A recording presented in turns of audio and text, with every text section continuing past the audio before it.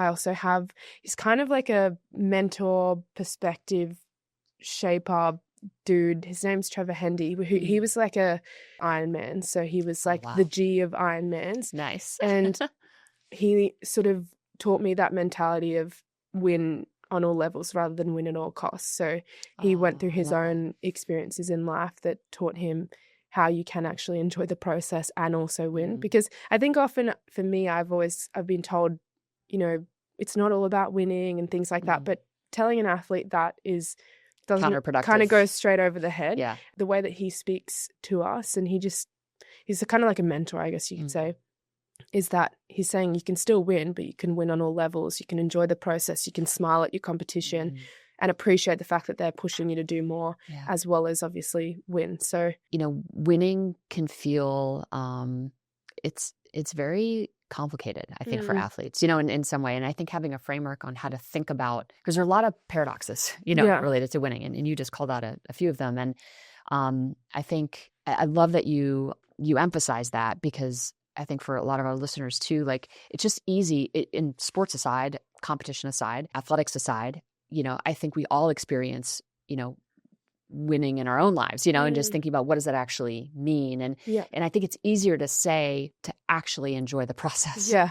Right. And to appreciate it. And you have to train that mentality, you know, in the same way that you train in other aspects of your life. Because I don't think it comes easy, you know. And when I reflect on my own athletic career, like I didn't have a lot of joy as training and competing. I think that's pretty common too. I think it's the norm for a lot of high level athletes. You know, one of the things that I've been thinking a lot about lately, you know, is how do we, and I love that you have someone to mentor you on how to create a framework that allows you to approach your day-to-day in a way that's healthy, you know, and that and allows you to tap into that joy in ways that are really authentic. Because I don't think it's not common, you know. It's been really helpful. And do you transfer that to the athletes that you coach? Yeah, definitely. I mean, I have so in all of my programs that I give out, we do a whole mindset component to them. It's actually why we get such insane results, because Love that, Meg. Yeah, I mean, if you're going to achieve something, one, you've obviously got to believe it's possible, but two, you've got to put in the work to get there. Yeah. And I think a lot of people might be willing to put in the work, but don't believe in themselves enough to believe that it's possible. As in, that's definitely something that I've always had, is this deep internal self-belief, probably because when I was really young in gymnastics, you see that if you work hard, you can get results, but not everyone is lucky enough to have the same experience young. I also used to be super shy and like a little bit socially awkward. And so I worked, I mean, it's the truth. And I really worked and quite limited by fear as well. So I worked really hard on my mindset even before I met this mentor. In my running programs, for example, every week you have a mindset challenge. So not only do people get this insane PB at the end of their program, but they also have all these small milestones along the way that they can build confidence from. As in, what's the point in competing if it's not going to make you feel good? Yeah, I really feel that strongly. And I think obviously coming second the following year after winning Worlds for Sports Aerobics, I learned that then.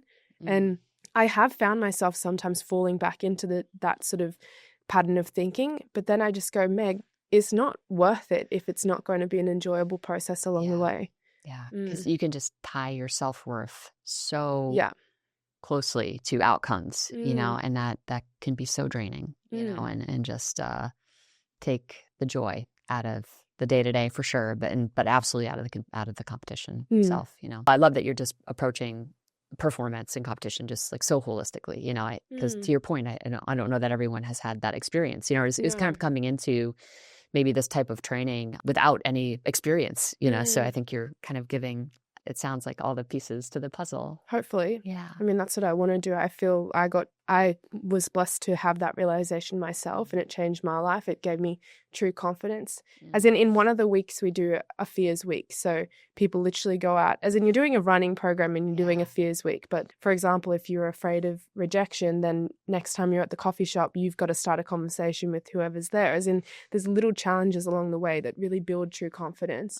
And it's so cool though. Like, I mean, I'm super passionate about it because it changed my life, and I've seen the lives of all these people who have done the program completely changed. And they're getting not like a couple of second PBs, 10 weeks, like 30-minute half marathon PBs and stuff, like 30 minutes. And not like they're going from 3 hours, like some of them 2 hours to 1:30, like that's wild. Crazy. Would you attribute it to just this more holistic approach? Is it just, you mentioned earlier, just really being mindful about volume and intensity, and it's more is sometimes just more, it's not better. Is it just a combination of all of those things? Yes, and I really do think that the mind is not something that we can really fully understand yet. So we don't really look at it and go, oh, well, that person has a lot of, like, how do you quantify confidence or discipline?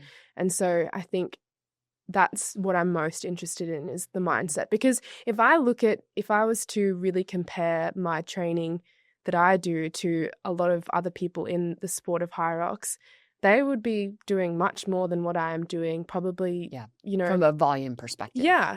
And I think what sets me apart, and I'm not saying that the other athletes don't have this, because some of them definitely do, is that mindset and, resting in the fact that, if one day I'm feeling really sick or I am injured, I'm okay with not training.